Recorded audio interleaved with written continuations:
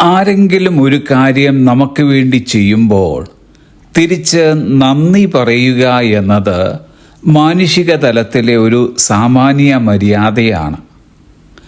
ദൈവത്തോടുള്ള ബന്ധത്തിലും നന്ദി പറയുക ഒരു ബൈബിൾ തത്വമാണ്. നമ്മൾ മിക്കപേരും ദൈവത്തിന് നന്ദി പറയുന്നത് ഒരു അനുഗ്രഹം ലഭിച്ചതിന് ശേഷമാണ്. എന്നാൽ പൗലോസ് അപ്പോസ്തലൻ വ്യത്യസ്തമായ നിലയിൽ അതിനെ അവതരിപ്പിക്കുന്നത് ശ്രദ്ധിക്കുക. ഫിലിപ്പിയർക്ക് എഴുതിയ ലേഖനം 4-ാം അധ്യായം 6-ാം വാക്യം, ഒന്നിനെക്കുറിച്ചും വിചാരപ്പെടരുത്, എല്ലാറ്റിലും പ്രാർത്ഥനയാലും അപേക്ഷയാലും നിങ്ങളുടെ ആവശ്യങ്ങൾ സ്തോത്രത്തോടുകൂടെ ദൈവത്തോട് അറിയിക്കുക അത്രേ വേണ്ടത്. ഇവിടെ നന്ദി അറിയിക്കേണ്ടത് അനുഗ്രഹത്തിന് മുന്നമേയാണ്. അനുഗ്രഹത്തിന് ശേഷം നന്ദി പറയുന്നത് ഒരു സാധാരണ വിശ്വാസമെങ്കിൽ, പക്വമായ വിശ്വാസം അനുഗ്രഹം ലഭിക്കുന്നതിന് മുന്നമേ നന്ദി പറയുന്നു. എന്ന് വെച്ചാൽ ഒരു വിടുതൽ നടക്കുന്നതിന് മുൻപേ വിശ്വാസം സംസാരിക്കുന്നു. വിടുതലിന് മുമ്പുള്ള നന്ദി പറച്ചിൽ ഇങ്ങനെ പറയുന്നു: ദൈവമേ, ഞാൻ അങ്ങയുടെ ഹൃദയത്തിൽ വിശ്വസിക്കുന്നു.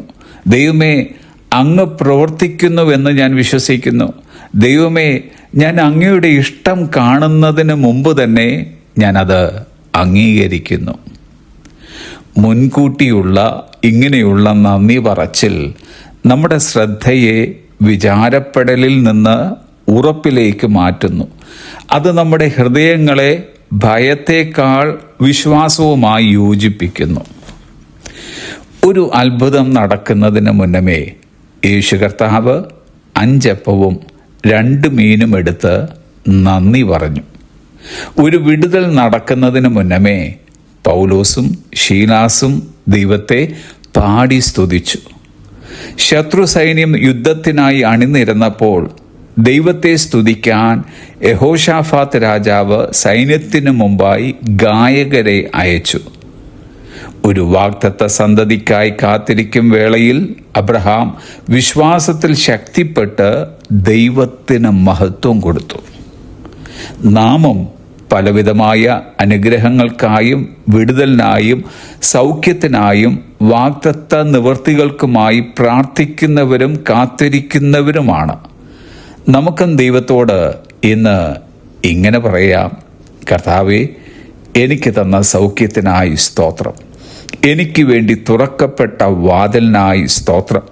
എൻ്റെ ഓരോ പ്രാർത്ഥനകൾക്കുമുള്ള മറുപടികൾക്കായി സ്തോത്രം. അനുഗ്രഹത്തിനും വിടുതലിനും സൗഖ്യത്തിനും മറുപടിക്കും മുമ്പുള്ള സ്തോത്രം ചെയ്യൽ നമുക്ക് പരിചയിക്കാം. കാരണം ഗാഡ് ഈസ് സ്റ്റിൽ ഗുഡ്. ദൈവം ഇപ്പോഴും നല്ലവനാണ്. God is still in control. ദൈവം ഇപ്പോഴും നിയന്ത്രണത്തിലാണ്. God is still working. ദൈവം ഇപ്പോഴും പ്രവർത്തിക്കുന്നു. Amen. Have a blessed day.